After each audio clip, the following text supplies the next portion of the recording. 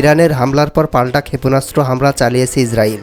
ইরানের ইস্পাহান শহরে ইসরায়েলি বাহিনী এ হামলা চালিয়েছে। বৃহস্পতিবার রাতে এই হামলা চালানো হয় বলে খবর এবিসি নিউজের। ইরানি বার্তা সংস্থা ফার্সের প্রতিবেদনে বলা হয়, ইরানের ইস্পাহান শহরের বিমানবন্দরে বিস্ফোরণের শব্দ শোনা গেছে। এই শহরে ইরানের বেশ কয়েকটি পারমাণবিক কেন্দ্র রয়েছে। গত 1 এপ্রিল সিরিয়ার দামেস্কে ইরানি কনসুলেটে হামলা চালায় ইসরায়েল। হামলায় ইরানের কয়েকজন শীর্ষ সেনা কর্মকর্তা নিহত হন। এই হামলার জবাবে গত 13 এপ্রিল শনিবার রাতে ইসরায়েলকে লক্ষ্য করে 3 শতাধিক ড্রোন ও ক্ষেপণাস্ত্র ছড়ে ইরান।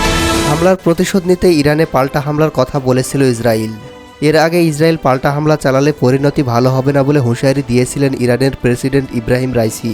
এছাড়া ইরানে পাল্টা হামলা না করার জন্য ইসরায়েলকে আহ্বান জানিয়েছে আমেরিকা সহ অন্যান্য পশ্চিমা দেশগুলো। বিশ্লেষকরা বলেছেন, ইসরায়েল ও হামাসের মধ্যকার যুদ্ধ এখন পুরো মধ্যপ্রাচ্য জুড়ে ছড়িয়ে পড়তে পারে। তো দর্শক, ভিডিওটি ভালো লেগে থাকলে চ্যানেলটি সাবস্ক্রাইব করবেন।